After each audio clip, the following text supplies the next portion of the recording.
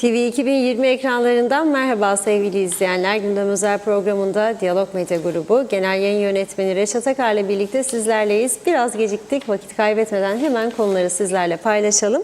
Evet, ilk olarak Güzelyurt'ta bir bankanın şube müdürlüğünü yapan Fehime Canbolat'la banka müşterilerinden iş adamı Özkan Derya 6 milyon lirayı aşkın vurgun iddiasıyla bugün mahkemeye çıkarıldı. Mahkeme zanlılar hakkında 3'er gün tutukluluk emri verirken olayın boyutlarının büyümesi bekleniyor.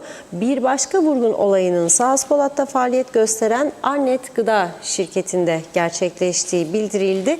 Konuyla ilgili olarak şirketin pazarlamacısı kadın bugün mahkemeye çıkarıldı. 12 milyonu aşkın vurgun iddiasında zanlının 5 suç ortağı daha olduğu iddia ediliyor. Ayrıntıları ele alacağız. İkinci konumuz Girne Turizm Limanı'nda 1 kilo metamfetamin türü uyuşturucu ve 3 adet tabancayla yakalanan engelli Batuhan Ulugünal'la annesi Müjde Taşer bugün mahkeme emriyle cezaevine gönderildi. Kararın okunması sonrasında anne Müjde Taşer gözyaşlarına boğuldu. Yine ayrıntıları var, onları da ele alacağız. Sonrasındaki konumuz Rum Mahkemesi bugün kuzeydeki mülk satışları ile ilgili önemli bir duruşma gerçekleştiriyor. Hala cezaevinde bulunan Afik Grup CEO'su Simon Aykut'un tutuksuz yargılanma talebini reddeden Rum Mahkemesi'nde şu sıralarda Alman Eva Künzel'in davasını ele alıyor. Rum polisi kuzeydeki mülk satışlarına aracılık yapan Alman kadının tutuklu yargılanmasını istiyor. Son olarak Barış Harekatı'nın 50. yılı kutlamalarına katılmak üzere adaya gelen Türkiye Milli Savunma Bakanı Yaşar Güler ve Cumhuriyet Halk Partisi Genel Başkanı Özgür Özel bugün yoğun temaslarda bulundu. Özel Cumhuriyetçi Türk Partisi'nin ziyaretinde Türkiye'ye girişi yasaklanan Kıbrıslı Türklerle ilgili görüşlerini açıkladı. Yine ayrıntılarını ele alacağız. Evet, buyurun Reşat Bey. Evet, herkese hayırlı günler dileyerek başlayalım.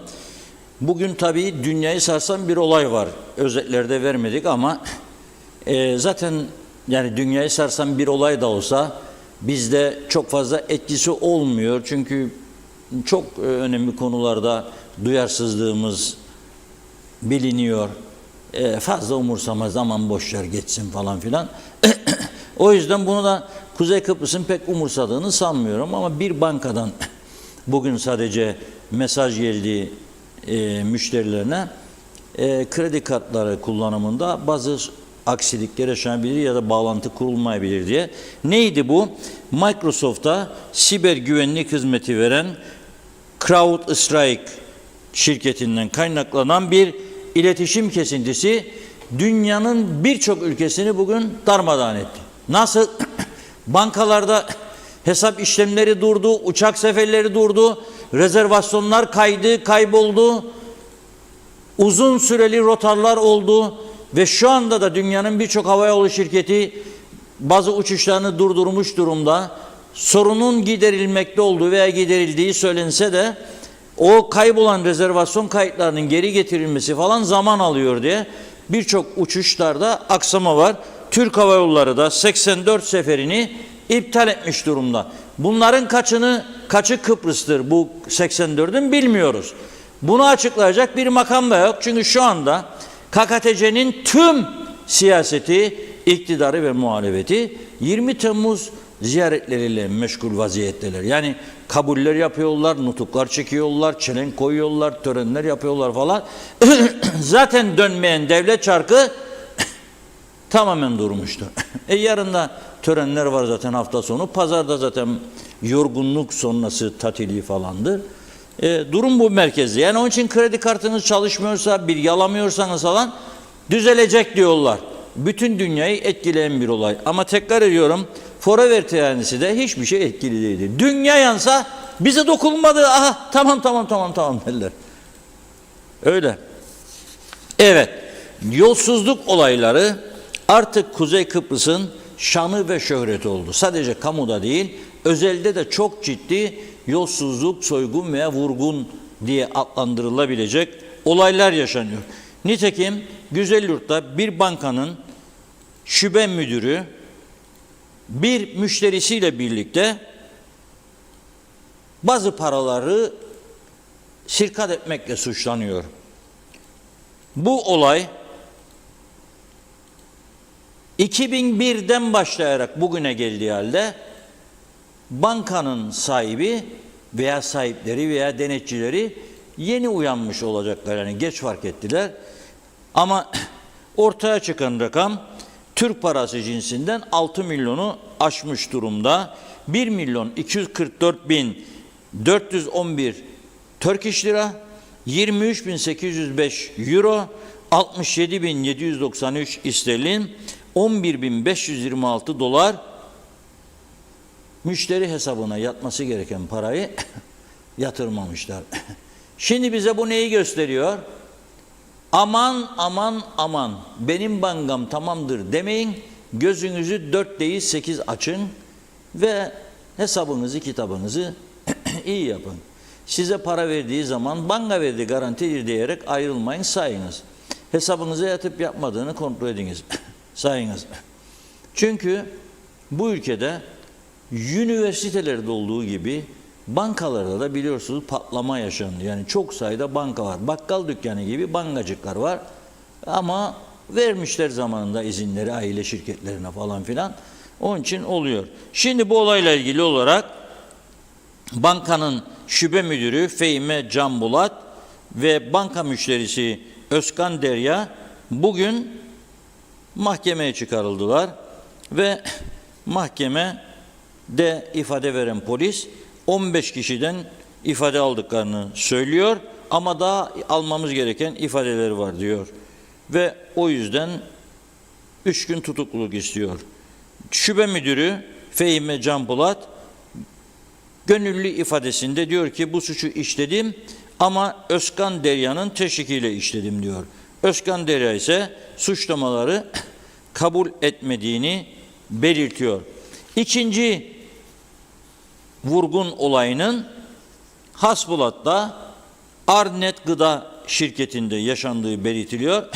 Oradaki pazarlamacı bir kadın da 12 milyon 270 bin Türk lirasını zimmetine geçirmekle suçlanıyor. Perişan bir halde mahkemeye çıkarıldı bugün söz konusu kadın ve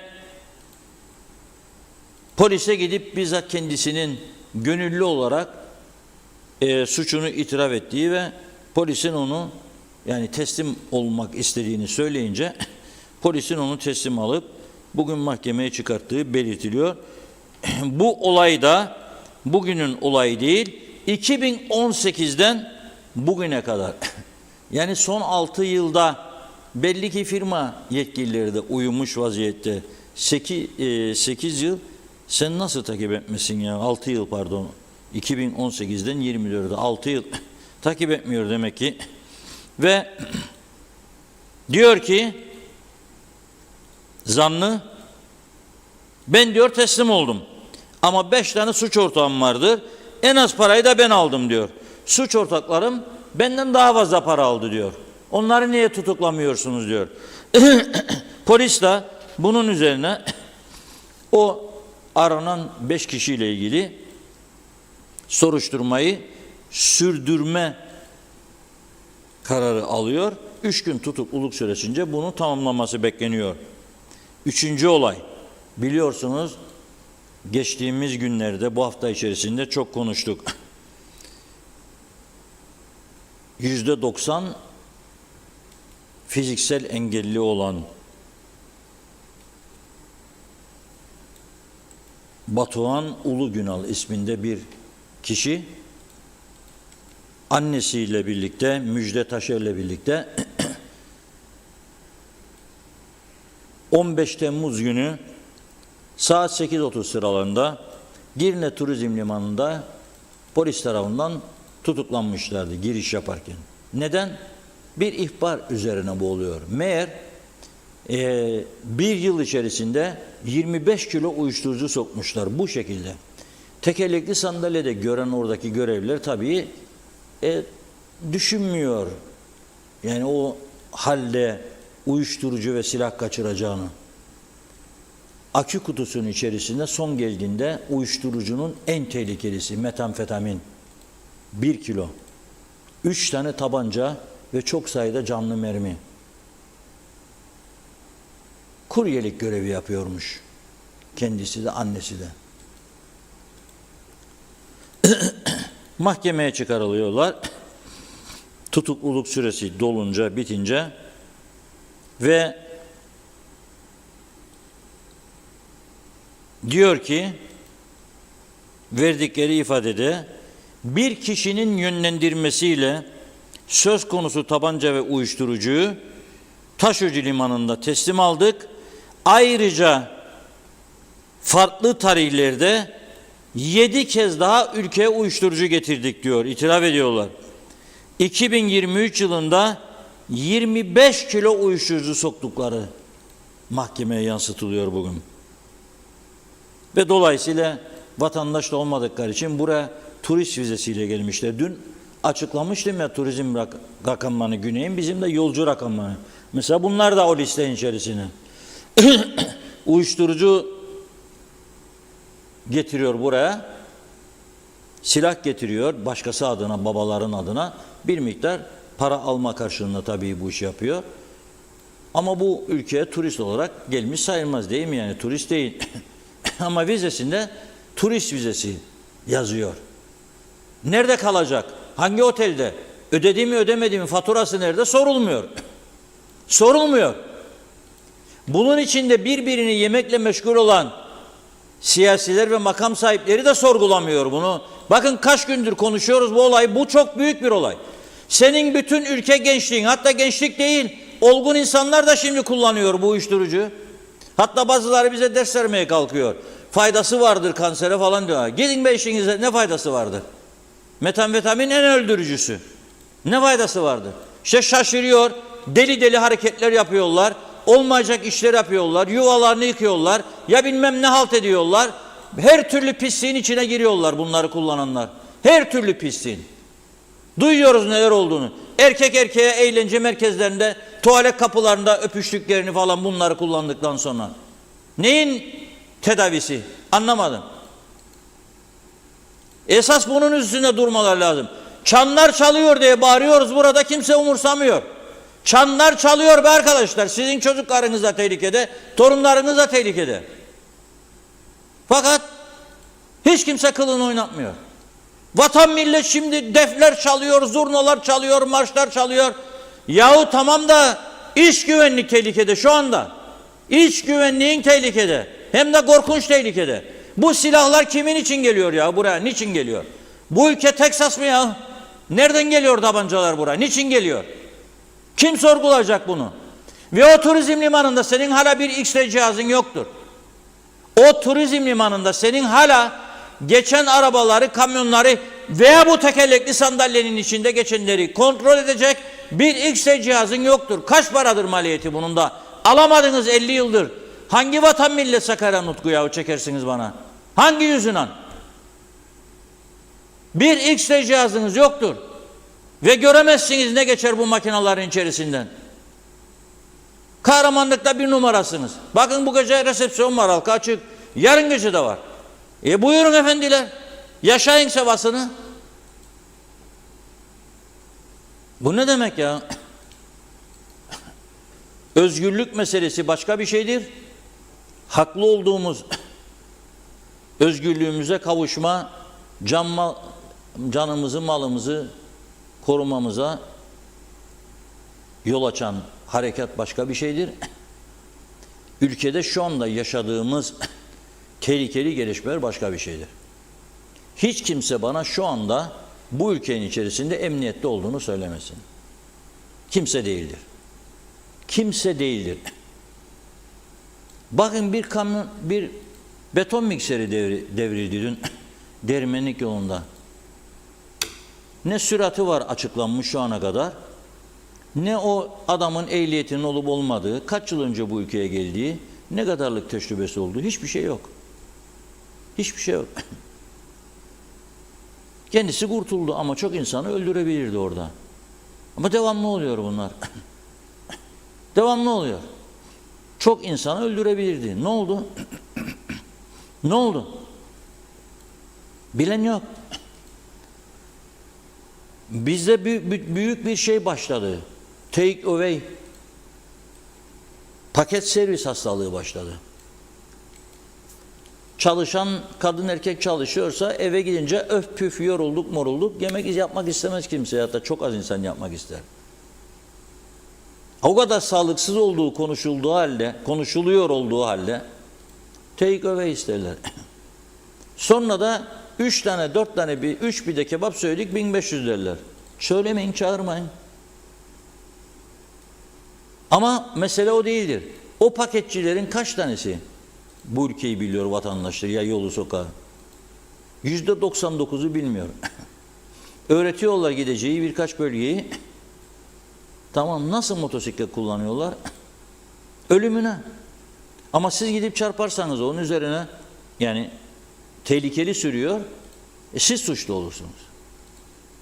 Kanunlara göre. Neyse, durum vahim bir noktada bence.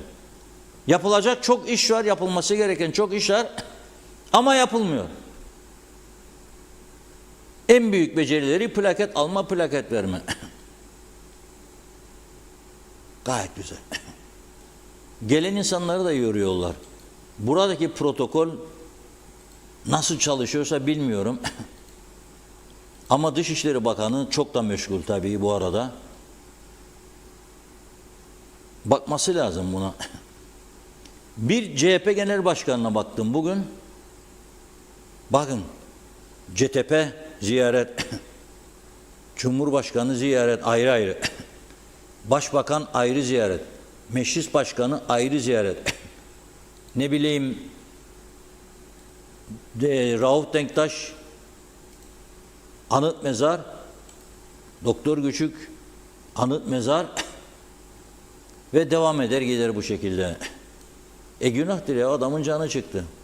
Mesela Cumhurbaşkanı kabulünde Meclis Başkanı, Başbakan yanında olsa olmaz mı bunlar? Bir defada. Hadi ana muhalefet ayrıdır gittin.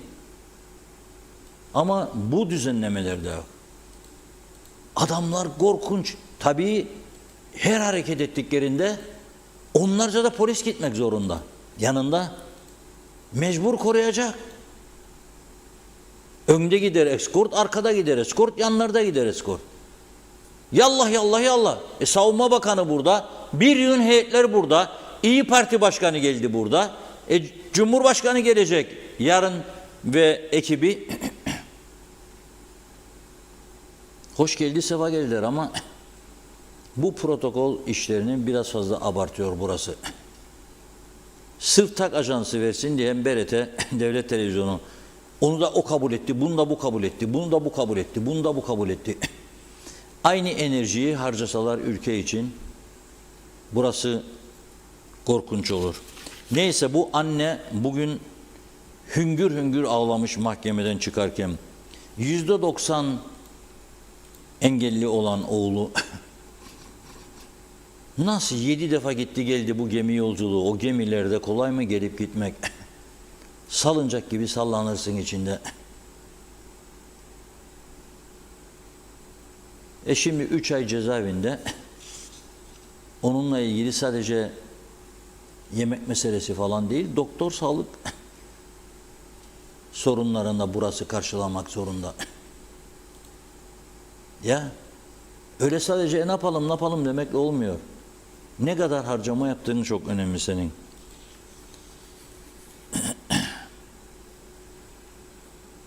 Bir önemli mahkeme de bugün güneyde toplanmış vaziyette.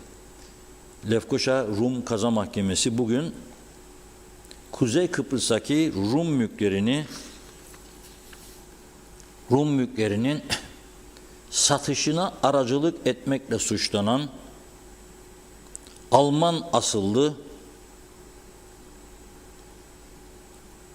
bir kadını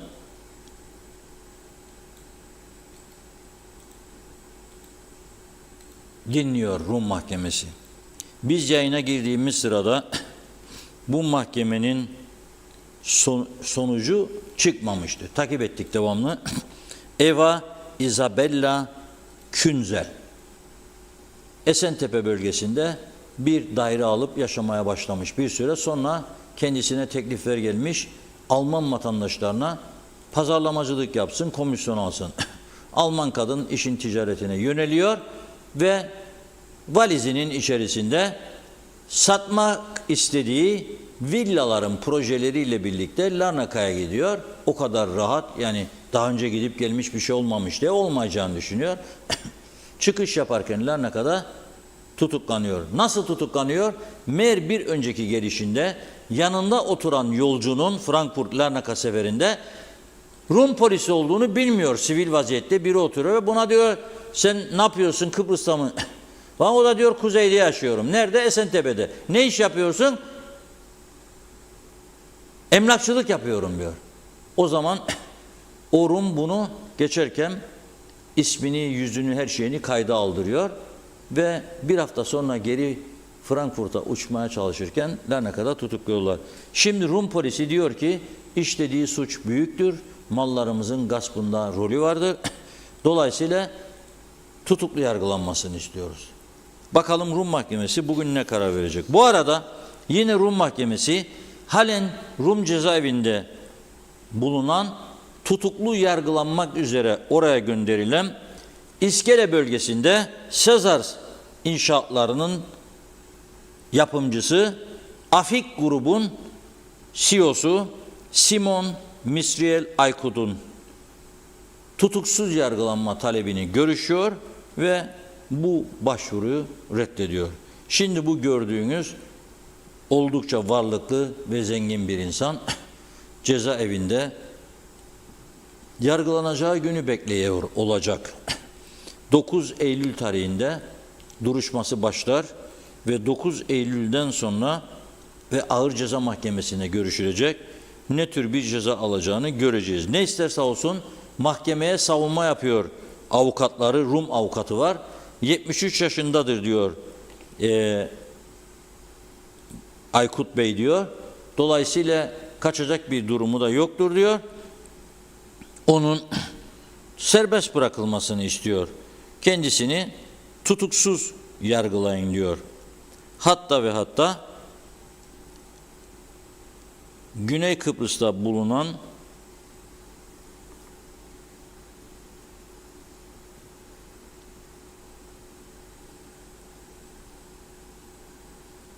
İsrail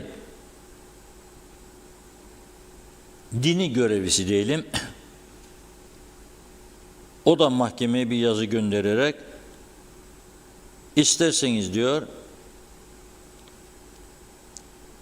bizim himayemizde kalsın, Larnaka'daki Yahudi sinagogunda onu misafir edelim diyor. Fakat taahhüt vermesine rağmen mahkeme bunu kabul etmiyor. Bu dava son derece önemli bir dava. Kuzey Kıbrıs'taki mülklerin geleceğiyle açısından da son derece önemlidir. Ekonomik Örgütler Platformu'nun bunu incelemeye almasında fayda vardır. Bugün çıkacak bu diğer Alman kadınla ilgili kararda. Devamının gelmemesini umuyorum. Ama bu işi durdurabilmenin yolu müzakerelerin bir an önce başlamasıdır. Türkiye Büyük Millet Meclisi'nde iki devletli çözüm modeli tezkere kabul edilmiştir, olabilir. Ama unutmayalım, anlam planı da iki kurucu devletten söz ederdi. Yani iki devletli demek ayrı marşı bayrağı olacak. İki tarafında ayrı ayrı Avrupa Birliği'nde temsil edecekler iki devlet gibi meselesi o şekilde yorumlanabilir mi bilmiyorum. Ben öyle anlamıyorum tabii. İki devletli demek iki ayrı eyalet gibi bir çözüm demektir. Kurucu Kıbrıs Rum Devleti, kurucu Kıbrıs Türk Devleti. Öyle düşünüyorum. Buyurun Funda Hanım. Vakitlice mesajlarımıza başlayalım. Çok teşekkür ediyoruz. Kemal Osman Ceyhanlı Erol Topçu, Caner Asbaba, İlkay Adalı iyi yayınlar diliyor. Erdal Yarkın, Mehmet Şenler de, Şenol Tatlıcıoğlu, Besim Zafersoy da iyi yayınlar dilemiş. Osman Rakıbet, hayırlı cumalar. Hüseyin Boşnak, Londra'dan selamlar. Mustafa Özcan, 50. yılımız kutlu olsun dedi. Kemal Osman Ceyhanlı'da. Mehmet Uluçaylı, insanları zehirlerken, paraları cebe indirirken güzel dedi. Hapse girince mi ağlıyor? Ya ağlayan aileleri hiç düşündünüz mü? Ali Dereseven, dünyada ve etrafımızdaki olayları izliyoruz. Allah'ıma şükürler olsun ki her zaman yanımızda olan, bizleri koruyan anavatan Türkiye ve kahraman Türk ordumuz var. İzzet Ahmet, iyi yayınlar, selam olsun yoldaşlar, selam olsun CTP, korkmayın demiş. Barış gelecek, inanıyorum. Ömer Meraklı Muhtar, İngiltere'de Facebook yazılımlar engelleniyor. Esma Nazmiye, Dalaman'dan selamlarını yolladı. Hakan Varnevas Panter, 50 yılda geldiğimiz duruma bakılırsa Kıbrıslı Türklerin giderek azınlığa, yok oluşuna ve yoksullaştığını görüyoruz. Forever KKTC. Emir Ali Tatlıdil, gidişat fena demiş. Bankada usulsüzlük, turizm acentesinde usulsüzlük, özel bir şirkette 12 milyonluk yolsuzluk, uyuşturucu deseniz her gün gündemde. Daha doğrusu hesaplaşmalar başlayacak gibi her gün silah da yakalanıyor. Gidişat fena. Ömer Köse, 20 Temmuz'un ilk saatlerinde bizim mevzimizin karşısında olan Rum mevzisinden çıkan Rum askeri nöbet yerinden parkasını aldı. Geri dönüşte bizim taraftan atılan ateşle yere düşüp kaldı. O gün radyolardan duyduğumuz barış harekatının barış harekatı olmadığını anladım. Hasan Nihat Erduran, bu akşam şafak nöbeti var. Babam orada 20 Temmuz'da çıkan mücahitlerden demiş. 22'de 11. Bölük Komutanı olarak da devam etmişti göreve. Mücahit direniş fermanını yazdı. Mehmetçik de imzaladı. Özet budur. Ali Dereseven, kötü yönetim yüzünden insanlarımız mutsuz bir hayat yaşarken anavatan ve ordumuz sayesinde ileriye güvenle bakmaya devam ediyoruz. Allah'a şükürler olsun, ne mutlu bana ki dünyanın en merhametli ve en cesur askeri olan Türk askerinin bir parçasıyım. Celal Harun Aygün Altındağlı'nın mesajı çok uzundu. Kuzey Makedonya'dan TV 2020 programınızı canlı olarak izlemeye çalışıyoruz demiş. Selamlar. Kulüp Lefkoşa, üzüm üzüme baka baka derler, baktılar her tarafta doygun vurgun talan, bizim ne eksiğimiz var dediler galiba. Mehmet Uluçaylı, engelli kişiye karşı bizim halkımız hürmettedir. Meğer kişi annesiyle zehir deposu ve silah deposu gibi halkı zehirlemekten gayet memnun ki 25 kilo uyuşturucuyu adaya sokuyor. Bunda suç yetersiz denetim. Ersin Şemli, kolay gelsin, iyi yayınlar demiş. Celal Harun Erbay Çomunoğlu'nun mesajı. Evet, Makedonya'dan selamlar. 3 çeşit insan var. Birincisi ekmek gibi her gün aranır. İkincisi ilaç gibi lazım olunca aranır. Üçüncüsü mikrop gibi, aramaya gerek yok. O sizi bulur. Barış Adalı, tek dert erkek erkeğe olsa demiş. Evli çiftler neler yapıyor biliyor musunuz? Kemal Karaduman, merak ediyorum Türkiye gümrüğünden nasıl geçti bu tekerlekli sandalye? Hadi bizde X-ray yok. Türkiye gümrüğünde de mi yok? Hüsniye Emel Özer, burası bizlikten çıktı. Sorma Girhan'ı bile değil. Kirlenmiş bitmişiz. Vazgeçin 50. yıl kutlamalarından. Kutlanacak neyimiz var? Evde durulmuyor. Misafir gezdirmelerini müjdeliyorlar. Ömer Özmen, İnternet ve uydu arızalarından dolayı kredi post cihazları yanlış ve hatalı çalışıyor. Herkes kart ödemelerinde dikkatli olsun. Hesaplarını öderken kontrol etsin. Ben bugün kartla ödeme yaptım fakat yetersiz bilgisi verdiği için diyor. Hesap sahibine nakit ödeme yaptım. Evde kontrol ettiğim zaman post cihazının parayı hesabımdan tahsil ettiğini mesaj olarak telefonuma geldi. Dikkatli olun demiş. Evet, Esma Nazmiye, Başbakan ülkeyi ileriye taşıyacakmış. Yaptıkları yapacaklarının teminatıdır. Çok haklı, ülkeyi batırdı. Çağatay Dönler, bir zamanlar Amerika'da vahşi batı vardı. Şimdi ise bizde forever vahşi TRN'si. Turgay Gezen, Türkiye'yi yöneten gelmiş geçmiş hükümetler ne yazık ki Kıbrıs'ın kuzeyini kendi ülkelerine benzettiler. Bunu söyleyenleri de beğenmezsen başka ülkeye gidebilirsin diyorlar. Meselenin özeti budur.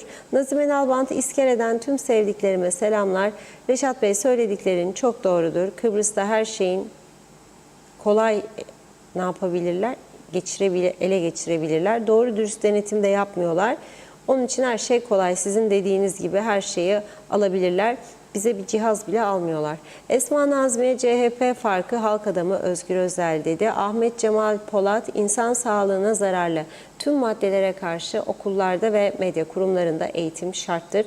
Ali Cevat, şu an dere boyu biliyorsunuz ana baba günü, motorlar iki arabanın ara yerinden geçmeye çalışır. Arkamdan geleni fark edersem yolu Kısarım geçirtmem. Yanlış, bunu kim çözecek, yazıklar olsun demiş. Sayar Eker Denktaşsız bu devlet tadı kalmadı çoktan beri, üzgünüm. Herkes para peşinde, can peşinde olanlar azalıyor. Osman Lord hayırlı akşamlar, iyi yayınlar diledi. Güzin Atik gönül arzu ederdi ki bu programın adı memleketimizde güzel haberler programı olsun, ama ne yazık ki güzel şeyler olmuyor ki güzel haber olsun. Her gün bir yolsuzluk, kaçakçılık, susuzluk, elektriksizlik, trafik karmaşası, sağlıkta aynı şekilde. 2 ay sonra okullar açılacak. Acaba para bulup okulları tamir edecekler mi, yoksa çocuklar yine çadırda mı ders yapacak demiş. Özkan Özdemir, emlakçıları tutuklasalar Kuzey Kıbrıs'ta insan kalmaz. Herkesin yan mesleği emlakçılık diyor. Birkaç mesaj daha aktaralım. Serdar Cesurer iyi yayınlar diledi. Mehmet İnancı, Reşat Bey bu iş insanına Rum ağır bir ceza verecek ki ibret olsun öteki inşaat yatırımcılarına. Sayar Eker, emlak sahipliği 3 kağıtçılığa döndü. Yerli insanlar gidişata aval aval bakıyor diyor. Ali Eyüboğlu, bu dava yüksek yargı davası ve alınacak karar emsal teşkil eder. Yani buradan çıkacak sonuç arazi alıp satan herkes için geçerli olabilir. Rum Mahkemesi onun için işi sıkı tutuyor demiş. Zeliha Adaman hayırlı cumalar, iyi yayınlar diledi. Mehmet Uluçaylı da 50. yılınız kutlu ve mutlu olsun demiş. Teşekkür ediyoruz. Yine devam edeceğiz. Buyurun.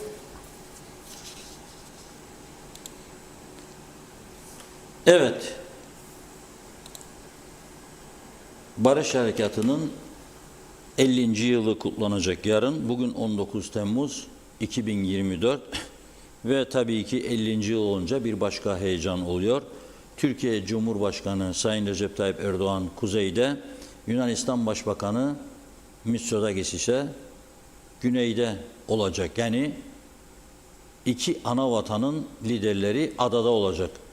Kuzeyde 50. yıl kutlanacak, uçakların gösterisi olacak, askerler yürüyecek, siviller yürüyecek. Güneyde ise harekatı kınayan etkinlikler yapılacak. Tabii harekatın adı neydi? Barış Harekatı. Türk askeri buraya Enosis'i önlemek için gelmişti ve Kıbrıslı Türklerin can ve mal güvenliğini sağlamak için. Oldu mu? Oldu. Şu ana kadar 50 yıldır bu güvence altında Kıbrıs'ta karşılıklı çatışmalar olmuyor. İki toplum birbirini yok etmeye çalışmıyor. Dolayısıyla Türkiye'nin güvencesi her zaman son derece önemlidir. Ama tabii ki Avrupa Birliği'ne üye olmuş bir taraf ve aslında adanın tüm toprağının AB toprağı olması gerçeğiyle bir sürpriz olur mu diye bana çok soranlar oldu. Acaba Sayın Erdoğan Mitsotakis'te nasıl Birleşmiş Milletler'de başka yerde görüşüyor, Atina'ya gitti, Mitsotakis Ankara'ya geldi. Burada Letla Palas'ta iki Kıbrıslı lideri de yanlarına alıp bir görüşseler olmaz mı? Tabii benim şahsi görüşüm mükemmel olur ve dünyaya çok güzel bir mesaj verilir. Diğerleri müzakere masasında görüşülecek konulardır. Ama mükemmel olur. Mükemmel olur. Burada önemli olan bugün Cumhuriyet Halk Partisi Genel Başkanı Sayın Özgür Özel'in de vurguladığı bir gerçek var. Şöyle diyor Özgür Özel: Türkiye'nin garantörlüğünün olmadığı bir durumu biz son derece riskli görüyoruz. Tufan El-Hürman'ı CTP Genel Başkanı'nı ziyaretinde söylüyor bunu. Ortak açıklama yapıyorlar. Orada açıklama yapıyorlar. Ve diyor ki bu harekatın barışçıl bir harekat olduğu apaçık ortadadır.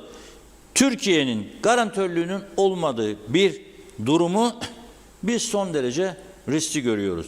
Tabii bu arada bazı Kıbrıslı Türklerin rahatsızlıkları da belli ki bu görüşmede değerlendirilmiş. Özellikle Türkiye'ye girişi engellenen kişiler konusu. Diyor ki geçmişte yapılmış sosyal medya paylaşımları ya da bir takım düşünce beyanları yüzünden bazı kişiler Türkiye'ye kabul edilmiyorlar. Bu uygulamadan bir an önce geri dönülmeli diyor. Ve bu konuyu Sayın Erdoğan'la yarın görüşeceğini söylüyor. Ayrıca Türkiye'de iktidara bir mesaj veriyor.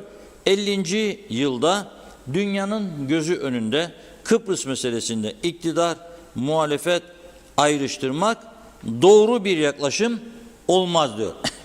Şimdi tabii her Kıbrıs meselesi canlandığında, gündeme geldiğinde ne oluyor? Acaba oturduğumuz topraklar ne olacak? Geleceğimiz ne olacak? Böyle bir endişe başlıyor. Arkadaşlarımız şimdi bize Güzel Yurt Sivil Toplum Örgütleri Platformu sözcüsü Sayın Şinasi Özdeş'i bağlayacaklar. Çok değerli bir hocamız ve 74 öncesini bilen, 74 sonrasını bilen birisi. Onunla bugünün anlamına uygun olarak kısa bir konuşmamız olacak. Onun ardından bugün diyalog ekibi Ömer Kadiroğlu havada, karada, denizde diyoruz ya, uç dedik. Bugün taktığı şeyleri üzerine kanatları nereye uçtu? Güzelyurt'a. Önce mahkemeyi izledi, sonra röportajları yaptı. O röportajları da yayınlayacağız. Yani aradan 50 yıl geçti. Güzelyurt yarın o bir gün bir taviz olarak gündeme gelirse güneye gitmeyi siz istiyor musunuz? Buna hazır mısınız? Yoksa biz artık burada yaşıyoruz, buraya alıştık. Bu bizim toprağımız, biliyoruz. Burada mı yaşamak istiyoruz? O bölge, çünkü tüm bölgeler tabii ki önemli ama Güzelyurt son Kran-Montana görüşmeleri haricinde her zaman taviz bölgesi olarak masada duruyordu. Harita veriliyordu veyahut da söz ediliyordu haritadan ve Güzelyurt taviz bölgeleri içerisinde yer alıyordu. Hazır mı Şinas Hocam? Şinasi Bey hattımızda. Merhaba, hoş geldiniz yayınımıza. Alo. Alo. Hocam merhaba. Selamlar, hürmetler, buradayım. Nasılsınız hocam? Teşekkür ederim. Evet, şimdi bu 50. yılı konuşuyoruz. Yarın kutlamalar var. Barış Harekatı'nın. Merhabalar, merhabalar. Sizi dinliyoruz zaten, her gün dinliyoruz. Evet. Bugün bizim de söz hakkımız doğdu, nasıl olduysa. Buyur, sorum söyleyelim, zaten çok söyledik. Sizi dinliyoruz zaten, her gün dinliyoruz. Bugün bizim de söz hakkımız doğdu, nasıl olduysa. Buyur, sorum söyleyelim, zaten çok söyledik. Evet. Hocam öncelikle bir ricamız olacak. Televizyonumuzun sesini kısar mısınız lütfen? Kapatır mısınız? Yankı yapıyor. Televizyonumuzun sesini kısarsanız aile mensupları sizi görür, sesinizi de zaten duyuyorlardır orada. Beni de hafiften duyabilirler ama açık olursa yankı yapıyor. Tamam mıdır? Şimdi ben kıstım, ses kısılmış. Çok güzel. Evet, biz size çok söz hakkı verdik. Geçmişte biliyorsunuz halk meclislerine geldik, konuştuğumuz, biz de yayınladık falan. Şimdi bu 50. yıla geldiğimizde size göre Güzelyurt'un geleceği ne olmalıdır? Yani biz buradayız, artık buradan gitmeyiz midir, yoksa orada yaşayanlar yahu geldik ama bir şey olmadı, geri gidelim Baf'a falan mı diye. Nasıl bir düşünce tarzı var orada? Bir kere Güzelyurt'un verilmemesi yönünde biz yıllarca mücadele verdik. Evet. Festival alanında 15 gün 15 gece nöbet tuttuk. Flamalar elimizde, bayraklar elimizde. Biz Güzelyurt'tan göç etmek istemiyoruz diye sloganlarımızla, çoluk çocuğumuzla, o tarihte 8 sene oluyor galiba. Geçen gün gene Facebook'ta çıktı fotoğraflarımız. Biz Güzelyurt'u vatan olarak kabul ettik. Nasıl kabul ettik? Dağlardan, Ayani dağlarından, Lemos'un kıyılarından, Baf köylerinden, Limasol köylerinden kimimiz esir olarak, kimimiz göçmen olarak, kimimiz dağları yırtarak bu güzel yurda geldik. Burayı vatan bildik. O tarihten sonra buradan bir daha gitmemek üzere buraya yerleştik, kök saldık. Ama burada her ne halsa iktidarlar hangisi isterse olsun, ben ayrım yapmam. Bu güzel yurdun her zaman bir pazarlık konusu olması bizi rahatsız etti ve defaatle biz bunu kabul etmediğimizdir. Bu müzakere masalarında adeta içki masalarındaki mezeler gibi bizi görüşme masalarında alışveriş yapar gibi bak müzakere etmelerini protesto defalarca ettik. Yollarda yürüdük, ateşler yaktık ama yetmez bu. Neydi? Buraya yatırım yapılması ve vatandaşın burasını vatan bilebilmesi için iş yerlerinin ve başta Narenciye olmak üzere burada bazı geliştirmelerin yapılması lazımdı ki gençlerimiz burada kök salsın, yer etsin. Maalesef olmadı. Görüşmelerde biz hele ANAM planında isyan edercesine bağırdık, çağırdık ama bize başka yerlerden sesler geldi. Bizi Avrupa Birliği'ne alacakları için siz bu ANAM planına evet deyiniz diyenler oldu. Kulakları çınlasın, duyarlar beni şimdi. Kimdirler de bilirler. Ne onları Avrupa Birliği'ne aldılar ne de bize yatırım yaptılar ve biz 32 bin nüfustan bugün 18 bin nüfusa düştük. 18 bin nüfusa düştük. Niçin? Niçin buraya bir yatırım yapmadılar? Vatandaş rahatsız oldu ve kendi istikbalini karanlık gördüğü için Gönyeli ovalarına yatırım yapmaya başladı. Kimi Girne'ye kaçtı, kimi Gönyeli ovalarında arazi aldı ve Gönyeli'nin doğu tarafıdır zannederim ikinci bir güzel yurt oldu. Neydi? Güvence yoktu. Güvence yoktur. Bugün yapılan bütün işler nüfus olmadığı için hepsi de olduğu yerde saymaktadır. Yani bugün bir müze yapıldı. Boş. Başka bir müze yapılıyor. Boş. Sergi sarayı açıldı. Boş.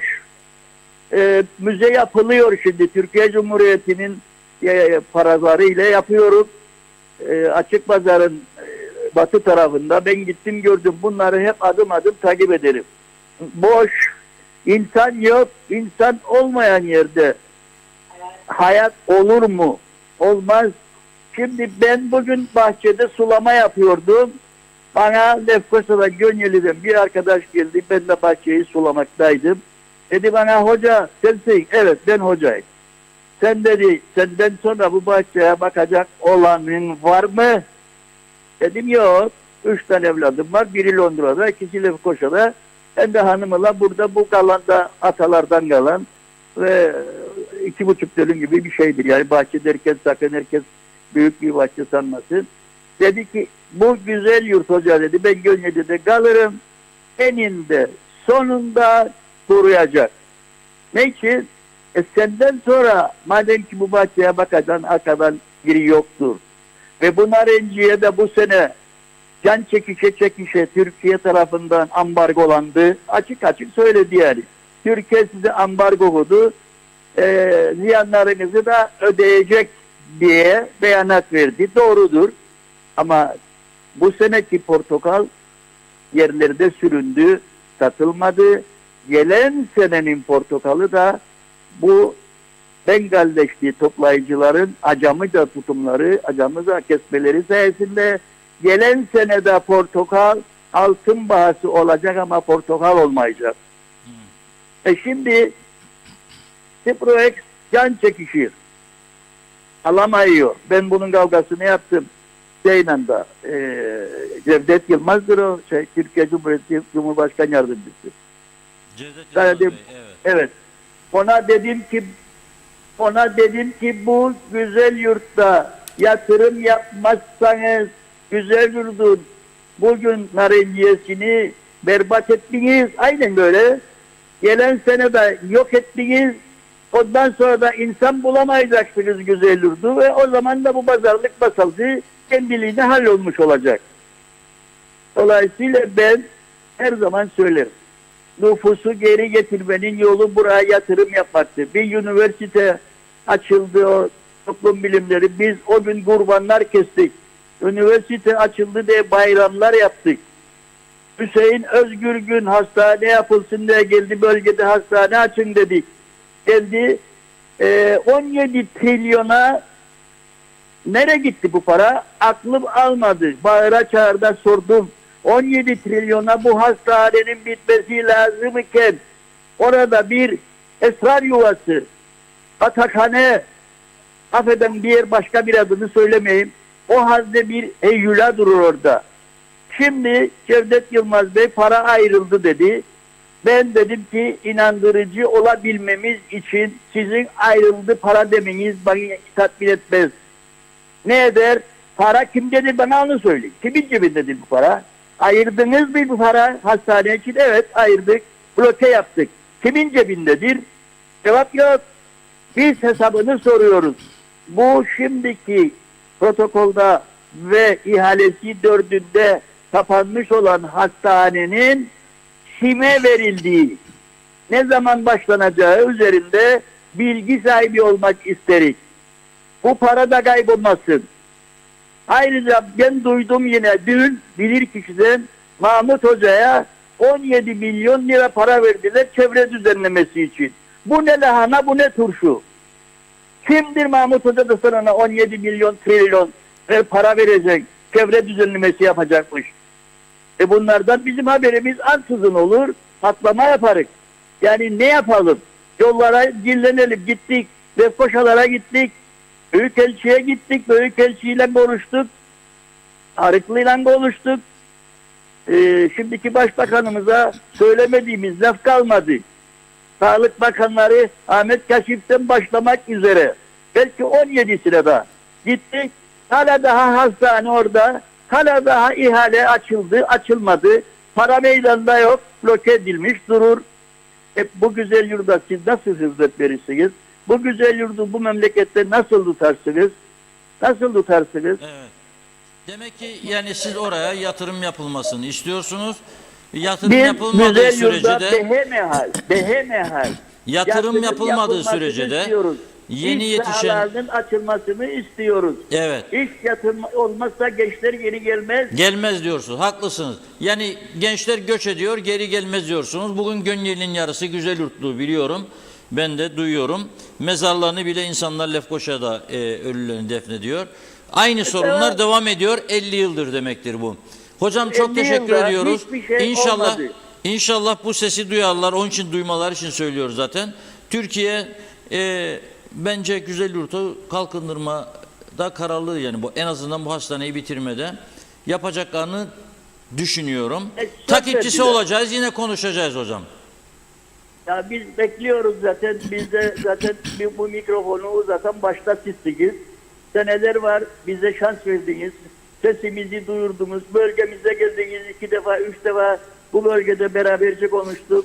Bu sistemde Kıbrıs Türk'ü değil güzel yurt. Bu sistem ile Kıbrıs Türk'ü asla ihlal olmaz. Evet. Teşekkür ederim. Türkiye'nin artık daha güzel, daha değişik konuşmalarımız lazım. Türkiye'nin bütün birimlerimizde bir belli politikasını açıklaması lazım. Eğitimde, tarımda, kaçakçılıkta, rüşvetçilikte, fuhuşta bunlar için artık zeki tedbirler alması lazım. 65 bin Nijeryalı nüfus var. Kıbrıs Türk'ü ben muallim iken 120 bin idi. Bunların bir kısmı Kanada'ya, bir kısmı da Londra'ya kaçtı. Kaldık 65 bin kişi. Yani Nijeryalı bizden fazladır. Evet.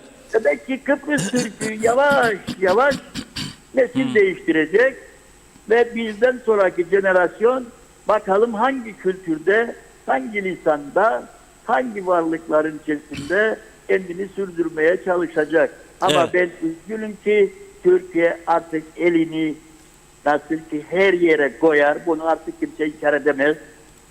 Her işimiz için bir politika çizmesi lazım. Doğru. Her işimiz için. Peki hocam. Siyasette olsun, savunmada olsun, askerlikte olsun, ekonomide olsun, her işimize bir politika çizecek ve bu politikanın da takipçisi olacak. Aksi halde bizi yalnız başına bırakırsa ya tamburacıya varır der eskiler ya da kemancıya varır. Biz böyle olduk, bu toplum olduk. Maalesef üzgünüm. Evet. Üzgünüm yani. Hocam çok teşekkür ediyoruz değerli katkılarınız için, uyarılarınız için. İnşallah gerekli önlemler alınır. Bizler de takipçisi olacağız. Yine sizinle konuşacağız. Kendinize iyi bakın. Çok teşekkür ediyoruz. Ben de teşekkür ederim. Herkesin de Barış Bayramı kutlu olsun. Sağ olsun Mehmetçik, sağ olsun Türkiye. Her şeyimize yetişir. Bu kerpeşeğinin içinden de belki bizi çıkarır, çeker de kurtarır böyle. Bu rüşvetçilikten, bu haşişçilikten, bu kültür bozukluğundan. Artık bizi kurtarsın bu Türkiye. Cizsin bir politika. Biz o çizginin üstünde yürürüz. Yürümeyiz diye bir şey yoktur. Ya da yürüyemeyiz diye bir şey yoktur. Evet. Biz bu çizgide yürün diyecek. Türkiye biz görecek, görülecek. Ama kurtarıcı olsun. Kurtarıcı olsun. Peki hocam, teşekkür ediyoruz. Tekrardan hayırlı günler dileyelim. Evet arkadaşlar, ederim. şimdi ne geliyor? Ömer Kadiroğlu. Kanatları taktık, uçurduk. Şimdi Ömer'in röportajları koymazsak olmaz yani. İzleyelim. Güzelyurt'a ne zaman geldiniz? Ne kadar zamandır Güzelyurt'ta ikamet ediyorsunuz? Güzelyurt'a ben 1974'te geldim. Yani 50 yıl var buradayım. Güzelyurt'ta yaşamaktan mutlu musunuz? Güzelyurt'tan yaşamaktan mutluyum. Fakat son zamanlarda olan bu olaylar, bu yolsuzluklar, mutsuzluklar, bu üniversitedeki olaylar falan filan biraz Güzelyurt'u kırdı yani. Bizi daha biraz kırdı. Ama gene mutluyuz yani. Bir moral bozucu olaylar oldu yani burada ama inşallah düzelecek ya. Peki bir gün bu bölgenin Rumlara iade edileceğini düşünüyor musunuz? Düşünmem. Yani bu yarım asırdan sonra öyle bir düşüncem yok. Çünkü buraya ciddi bir yatırımlar yapılıyor. Üniversiteler, bu Gaziveren bölgesine oteller, moteller yani bu bölge canlanacak. Yani ümitliyim bu bölgenin. Peki gelecekten beklentileriniz neler? Vallahi bizim bir beklentimiz kalmadı da çocuklarımız için yani çocuklarımız için mücadele ederek İnşallah düzelecek ya. Yani ümidimizi yitirmeyik. 50 sene. 50 sene. 75'te geldim. Nereden geldiniz? Baf'tan. Peki bu bölgede Güzelyurt'ta yaşamaktan mutlu musunuz? Mutluyum. Vatanımdır. Olumsuzluklar da vardır. Güzellikler de vardır. Yani amalgame edersen yine yürüdür hayatımızın. Bir gün bu bölgenin Rumlara iade edileceğini düşünüyor musunuz? Hayır asla. Asla. Hayır. Düşünmüyorum ben. Gelecekten beklentileriniz neler? Ekonominin düzelmesi, tamam mı? Ve bana Allah sıhhat, afiyet versin ve bütün Kıbrıs Türklerin, bütün Müslümanlara Allah sağlık versin. Gayretköylüyüm. Yani ben Gayretköy'e, ben 74'lüyüm. 76'da yerleştik biz Gayretköy'e. 76'da geldim. 76'nın 6. ayında. Hayır, Lekoşa'daydık da köye 76'da yerleştik. Düzen yok. Var mı bir düzen? Ülkede bir düzen var mı? Yani yarına çıkacağımız ama ekonomik ama sosyal ama politik yani var mı böyle rahat yarını görebilir miyiz? Bir öngörümüz var mı? Devletin yok ki benim olsun. Yani düzensizlik, yağma düzeni. Yağmasanın böyle. Yediler, bitirdiler. 74'te biz raflar geldiğimizde doluydu burada. Şimdi biz başka ülkelere muhtaç olduk. Toplanan verginin %85'i memur maaşlarına gidiyor. Özel sektörde çalışanlar asgari ücret alıyor. Devlette hiçbir şey yapmayan, oturan adamlar 80-90 bin lira maaş alıyor. Peki sürdürülebilir bir şey mi bu ülkede? Sürdürülemez. O yüzden mutsuzsunuz. Çok mutsuzum ya. Peki- Ben gelecek hiçbir beklentim yok. Neden? Ya durum işte bu durumlardan. Ya biz şöyle olması lazım. Tepeden bir şeyler gelip bizi idare etmesi lazım. Böyle her şeyi silecek. Her şey silinecek. Sıfırdan başlanacak. Gençlik. Var mı gençlik? Hepsi kaçıyor. Hepsi kaçıyor ya. Saray yapıyorlar. Saray yapıyorlar değil mi? Milyarlarca liraya saray yapıyorlar. Ya saray yapacağına bu memleketin en büyük sorunu benim köyde en az ayda 3-4 defa elektrik kesiliyor. Programlı elektrik kesiliyor. Bu çağda programlı elektrik kesiliyor. 50 sene övünüyorlar devlet kurduk diye ama Rum tarafına elektrik alıyor düşmandan. Nasıl olacak bu iş? Sürdürülebilir bir şey mi bu? Sürdürülemez.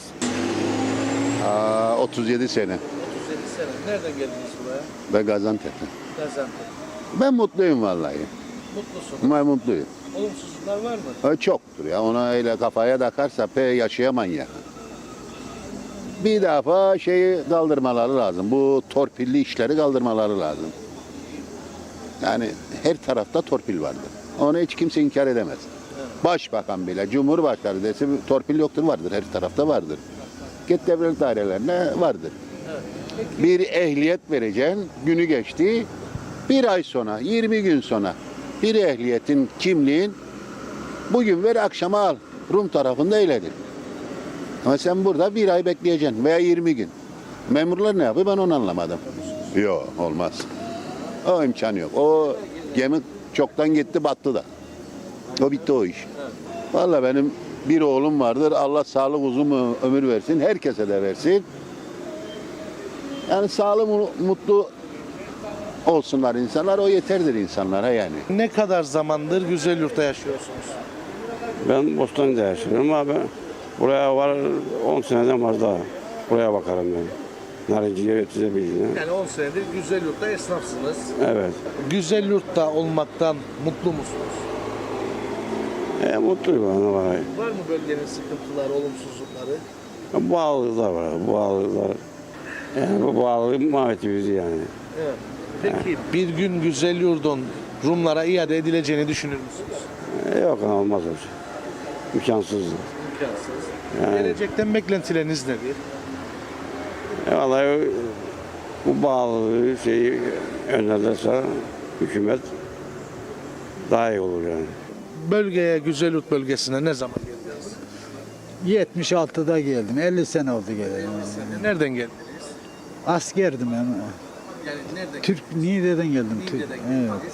Peki burada olmaktan, Güzelyurt bölgesinde yaşamaktan mutlu musunuz? Vallahi ilk zamanlar mutluydu. Ondan sonra en mahrumiyet bölgesi oldu bu bölge. Evet, ilgisiz kalın. İlgisiz kalındı evet. Evet, mutsuzuz tabii ki. Bir gün Güzelyurt bölgesinin Rumlara iade edileceğini düşünüyor musunuz? Kesinlikle düşünmüyorum o. 50 sene geçmiş aradan o hikaye. Evet, ilk zamanlar doğruydu. Hiçbir yatırımımız da olmadı. Bugün gideceğiz, yarın gideceğiz. Öyle oyaladılar. Gelecekten beklentileriniz neler? Vallahi hiçbir beklentim yok. Neden? Çünkü görüyorsun durumu. Siz bizden iyi biliyorsunuz yani. Bir benimle röportaj yaptığında herkese yapıyorsun. Herkes de benim gibi mutsuz yani. Bir laf vardır hani iyi düşün iyi olsun. Tabii her zaman öyle düşünürüz ama olmuyor ya. 50 seneden beri olmayan bu saatten sonra. Bir senedir düşündük. Bu saatten sonra da olmaz yani. Ben burada doğdum büyüdüm. Yani 45 yaşındayım, 45 senedir ben buradayım. Burasının en büyük sorunu, burası dışlanmış bir yerdir. Yani buraya yatırım yok, hiçbir şey yok. Burada 3+1 ev, 3+1 olan evler 70 bin, 80 bin, Lefkoşa'da 150 bin. Farkı buradan anlayın. Yani Narinci'ye deseniz zaten 2 senedir bir şey anladığımız yok. Hep cepten veririk. Artık yani bıçak kemiğe dayandı, bırakacak artık. Çünkü bu maliyetlerle zaten bir şey anladığımız yok. Yani kısmen çok da mutlu değilik. Çok mutlu değilik ama başka yerde de yapamayız buraya alışınca. Yoksa yaşanacak bir yer değil. Peki bir gün bu bölgenin, Güzelyurt'un Rumlara iade edileceğini düşünüyor musunuz? Yok öyle bir şey olamaz.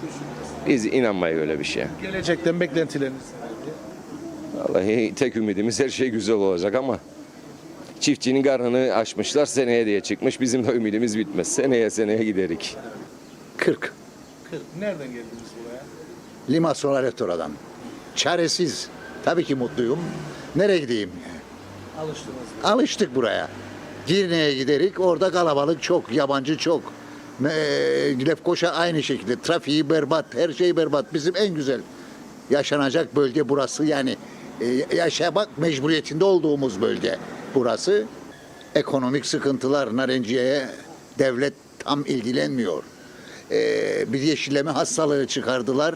Her sene bu narinciyeci içine gider. Bu sene gene aynı. Geçen sene dünya kadar narinciyeci battı gitti. Bu sene de parası olan narinciyesine bakıyor. Bundan sonra eğer bu sene de aynı durum yaşanırsa Güzelyurt biter. Bir gün bu bölgenin Rumlara iade edileceğini düşünüyor musunuz? Vallahi bir şey söyleyeyim sana, ben her şeyi beklerim bunlardan. Ne yalan söyleyeyim. Bunlardan dediğiniz. Yönetimden, bu memleketi yönetenlerden her şeyi beklerim. Verebilirler bunlar. Biz zamanında savaştık. Ben mücahit idim 1974'te savaştık. Vatan millet Sakarya dedik ama bunlar idare edemedi bu işi. Sonunu getiremediler. Rum ister malını, haklıdır. Ben de malımı isterim. Benim de malım güneydeydi. Tamam mı? Benim malımı aldılar, kendi aralarında taksim ettiler. Kendi aralarında bu yöneticiler. Benim babamın 1000 dönümü vardı. Söylerim bu televizyonda 1000 dönümü vardı. Mehmet bilir kaç dönüm tutarık biz. Hepsini yediler, aralarında taksim ettiler. Vereceklerse de versinler. Hiç de umurum değil. Kesinlikle. Bak sanma ki ben milliyetçi değilim. Ben onlardan daha büyük milliyetçiyim. Ama ben aptal da değilim. Bak onu söyleyeyim sana. Evet. Aptal değilim. Vallahi hiçbir şey beklemem ki ben burada. Gemisini kurtaran kaptandır. Doğru dürüst yönetim yok. Türkiye'den beklerik, versin bize 3 kuruş geçinelim. Ya o kadar ganimet kaldı bu memlekette, bu Rum'un. Taksimetre yediler, bitirdiler. Ne oldu? Bu hallere bitti, her şey bitmiştir ya. Şimdi başladılar, gavurun malını satarlar, verirler. Karşılık var, yok, hiç belli değil. Allem gallem olacak ortalık. Gerçek adalet olursa bu memlekette çoğunu lazım idam etsinler bu meydanda. Ben bundan sonra ben yaşamam, ben evlatlarıma bakarım. Benim 3 tane oğlum vardır. Amerika'da, İngiltere'de okudu. Tamam bak şimdi okurum haberlerde. 199 kişi alacaklar işe. Benim oğullarım 3 tane diploma atar. Her biri sınava girdiler, 1. oldular. İşe almadılar gene. Biz dedik adalet ile olsun her şey. Halbuki lazımız rozetim olsun burada da yalaka olasın. Olmam kardeşim. Ben yalaka olmam bunların. Onlar benden daha adam değil. Daha akıllı da değiller. Farkları var benden yalakadırlar.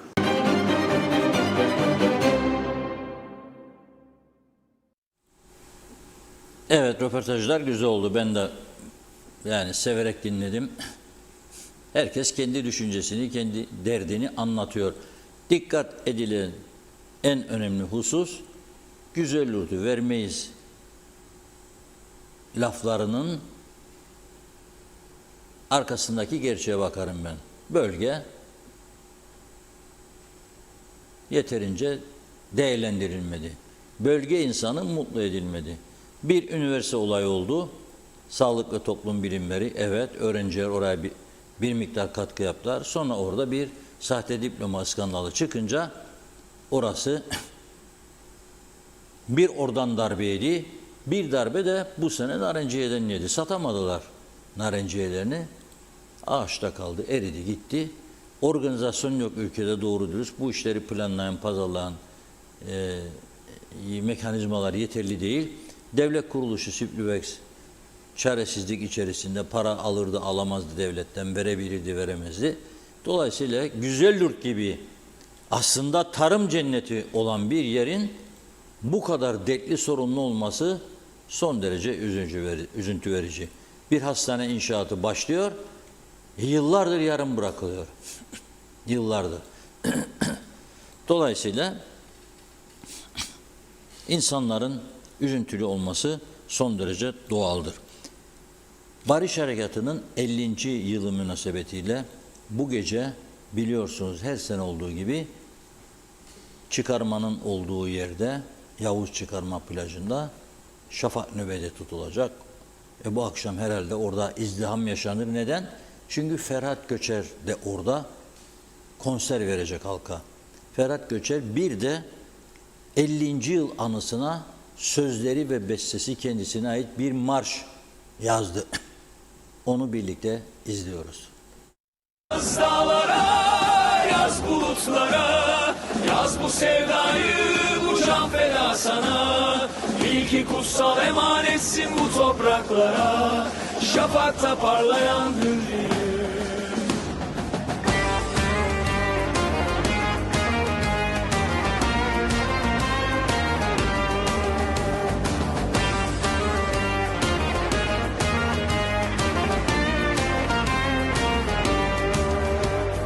Masmavi Akdeniz dört bir yanında, Müjdeler özgürlüğü dağlara, nice kahramanlar bu vatan uğruna.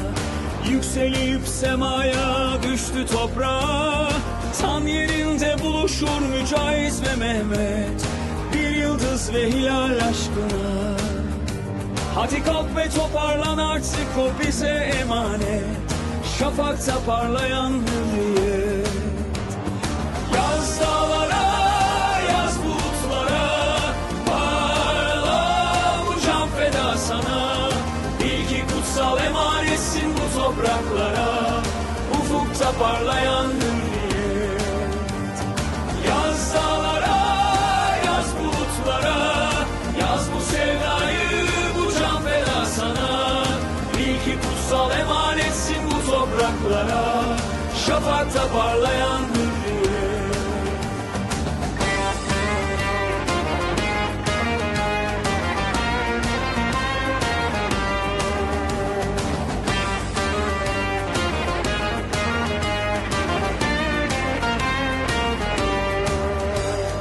Mavi bir vatan tutuşur kıyılarında, yükselir gizli bir cihan.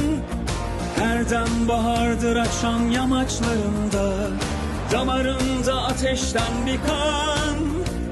Sevdamsın Kıbrıs gibi bağrımda yatan, feda sana göğsümdeki can. Doğacaktır inan bütün karanlıklardan, ufukta parlayan hürriyet.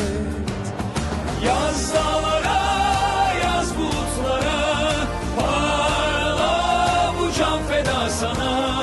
Bil ki kutsal emanetsin bu topraklara, ufukta parlayan hürriyet. Yaz dağlara, yaz bulutlara, yaz bu sevdayı, bu can feda sana. Bil ki kutsal emanetsin bu topraklara, şafakta parlayan hürriyet. Şafakta parlayan hürriyet.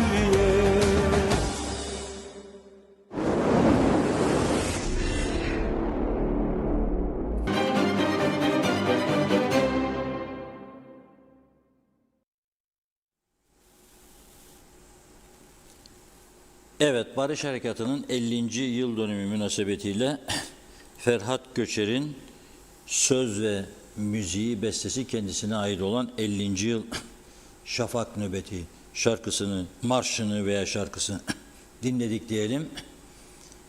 Ve dolayısıyla programın da sonuna geldik. Mesaj var mı? Funda Hanım diyor ki mesaj varmış. Bir mesaj seansı daha geçiyoruz. Ondan sonra son sözlerimizi söyleyip sizlere veda edeceğiz tabii. Evet, Taşkın Tüccaroğlu Rum niye savaş çıkardı? Topraklarımızı alması için diyor. Bana kalırsa bir karış toprak vermem demiş. Sanıyor musunuz Rum bizi sever? Yanılıyorsunuz. Onlar and içti ki Kıbrıs'ın hepsine sahip çıksınlar. Ali Dereseven hangi müzakere 50 yıldır yapmıyor muyuz? Olanları çok erken unutuyoruz. Masadan kaçan hep onlar oldu demek istemiş. Tüm dünya Rumları Cumhuriyet olarak tanırken ve tüm nimetlerinden yararlanırken bizler için Cumhuriyet'ten vazgeçip üniter devlete inerek bizlerle tüm haklarını paylaşacağını düşünüyor musunuz demiş. Hasan Nihat Erduran canların hesabını veremeyen bizsiz anayasal bile olmayan idare görüşmesi parametresi mülkün hesabını sorma hakkını nerede bulur demiş. Aktan gibi serbest kalacak. BM Uyur. Celal Bozdemir, Barış Harekatı'nın 50. yılı kutlu olsun. Rahmetlik Doktor Küçük, kurucu Cumhurbaşkanı Denktaş olmak üzere şehit düşen Mehmetçik ve mücahitlerimize rahmet dilerim. Gazilerimize sağlıklı, huzurlu günler. İzzet Ahmet 1950 yılında 220 bin Kıbrıslı Türk vardı. Peki Kuzey Kıbrıs Türk Cumhuriyeti'nde kaç kişi Kıbrıslı Türk? Geriye kalanlar kim? Kaç insan yaşar? Mehmet Uluçaylı yarınki kutlamalarda acaba Türkiye Cumhurbaşkanı Erdoğan sürpriz olacak mı diyor. Diğer mesajında da Mehmet Bey 50. yılımız kutlu olsun demiş. Adı gibi savaş olmasın artık, barış olsun, tüm kapılar geçişlere serbest olsun. Halil Olur, Akbank'ta ATM'ler çalışmıyor, sistem arızası veriyor, kartı iptal edin diyor. Borcumuz yok, iptal içinde 470 lira istiyorlarmış. Rahmi Beyoğlu, Zarif İnce iyi yayınlar diledi. Mehmet İnancı, Şinasi hocamız çok iyi konuşuyor, bravo demiş. Yine Mehmet Bey, Reşat Bey bu ülkede yolsuzluk, soygun gırla gidiyor. Bu işlerin önü kesilmeyecek gibi. Çağatay Doğuner, önümüzdeki sezon portakalı da güneyden alacağız gibi. Sayar Eker, pazarlık yapa yapa evsiz kalacağız. Güzel yurt pazarlıkta olmasın.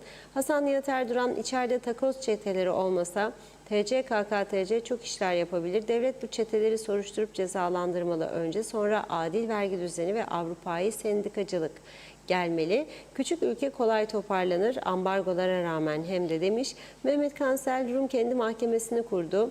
Şirketlerden başladı. Yarın ev ve mal alan şahısları da tutuklamaya başlar.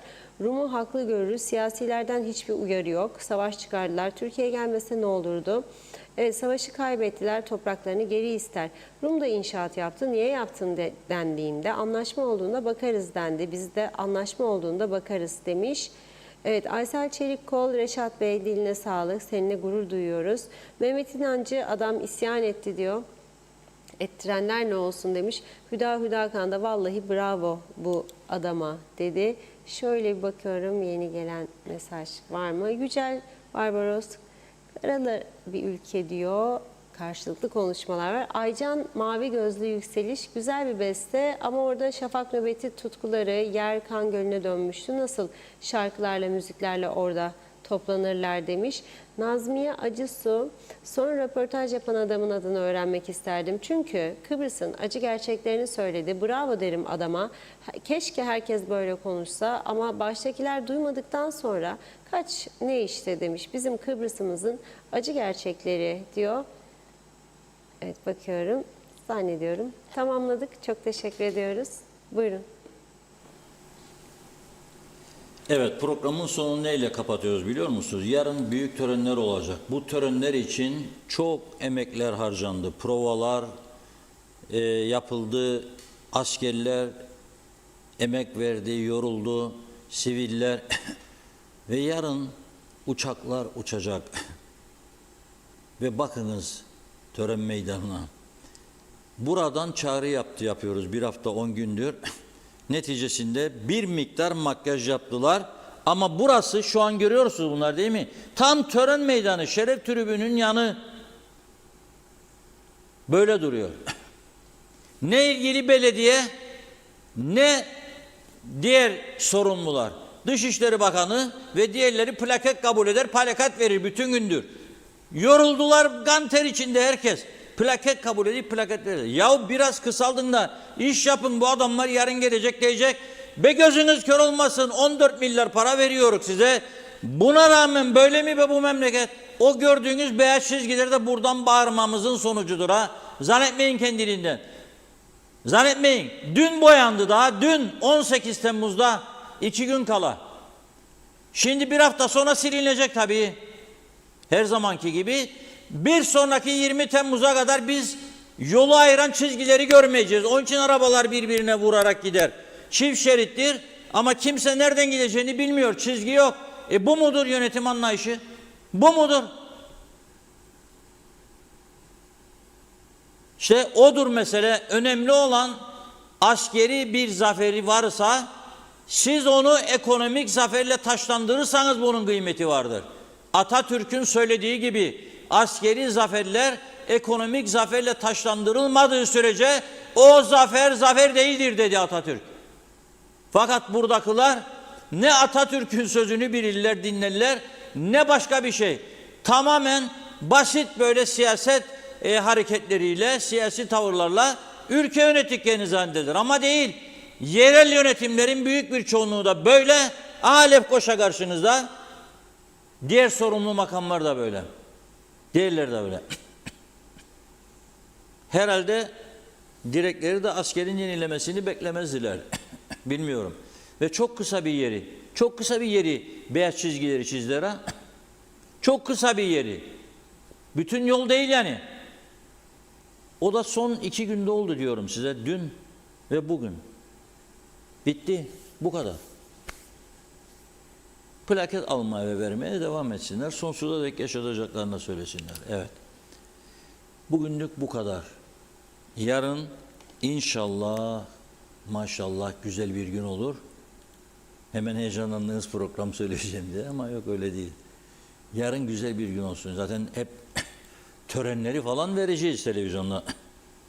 Yarın bütün gelişmeleri vereceğiz. Törenler hepsi verilecek, naklen yayınlanacak. Ama bizim gündem özel programımız inşallah, maşallah, pazartesi günü kaldığı yerden devam edecek. Güzel haberlerle buluşmayı diliyoruz. Evet, teşekkür ediyoruz. Tamamlıyoruz sevgili izleyenler. Yeniden görüşünceye dek hoşça kalın.